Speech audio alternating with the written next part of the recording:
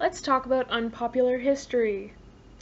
Now, there have been a lot of horrors, a lot of travesties, and a lot of things that shouldn't have happened that have happened and were allowed to go on for much longer than they should have throughout history. A lot of people have been tortured and killed for stupid reasons. Not that there's really ever a good reason, but you get the idea. But the thing is that in our culture, in our society, you know about some of them, but you don't know about other ones because what's unpopular and what's popular. Now, I'm going to start this with a quote I like by Napoleon Bonaparte. History is a set of lies agreed upon.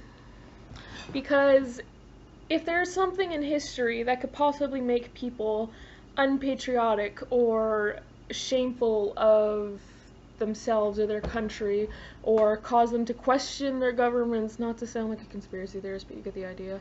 Anyways, it kind of gets swept aside and buried and nobody hears about it. But if it's beneficial to said whatever, everybody hears about it. So let's take a look at some examples of that. I am a Canadian, and Canadians and Americans have a few, overlaps and similarities, such as both being on the same side in the World Wars, as well as most of us speak with this accent, and having some dirty past that we don't really show in this sort of section. So concentration camps, Nazis, and all that crap, everybody knows about it, and everybody thinks it's evil and awful and all this other stuff. But how many people know about residential schools? I recently saw a thing today saying less than half of non-Aboriginal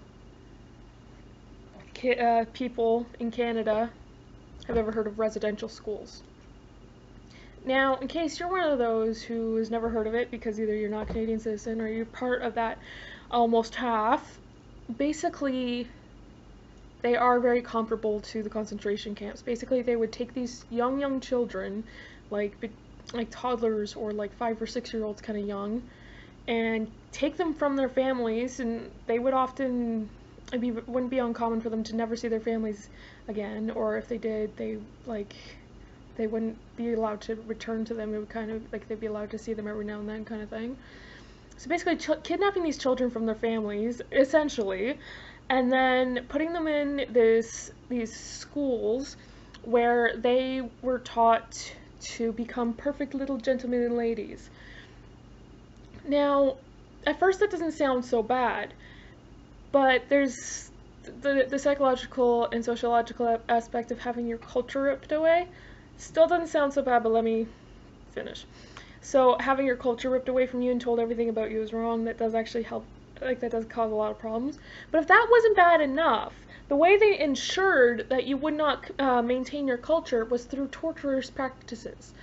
They would beat to the point of bleeding. They would force students out into these hot houses in scalding hot weather. They would, hose them down in the cold, wearing barely anything with these icy hoses, and they would starve these children and would do all these awful things if they stepped out of line by even the smallest degree. They accidentally slipped a native language into their day-to-day speech. They were a little slightly unruly or grumpy in class. Anything. Any fucking hair. Any sort of small fuck up. They would get tortured, essentially. These are children. But you never hear about that. You hear all about Nazi Germany and you hear all about the concentration camps. You never hear about these children who were tortured and starved because they were native and they were trying to force them into being something they weren't. Now, I don't know if this happened in the States as well because I'm not as read up on American history, but if it did, first of all, now you got two problems, because the thing is that if the thing that Americans did that was rather hypocritical, and I think Canada did too, if I'm being honest, was after around Pearl Harbor times, they started rounding up all Asian people and putting them into these camps. Quite similar, huh? Yeah, so, but you don't hear about that so much. And when it is portrayed, they're portrayed as, not having it so rough. When people died from it, like, seriously. So, the fact that things like these are completely buried in our history, and yet other things aren't. I mean, but I find particularly strange with Americans is the fact that they hide things like this, but are open about the way the black slaves were treated.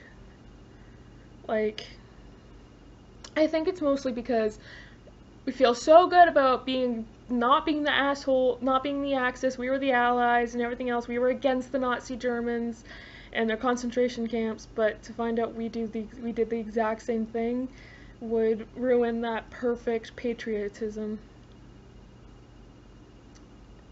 And I think it's wrong to pick and choose from history. Because if you don't learn from history, you're doomed to repeat it. And those who do not learn the history of their people are forever a child. Thanks for listening.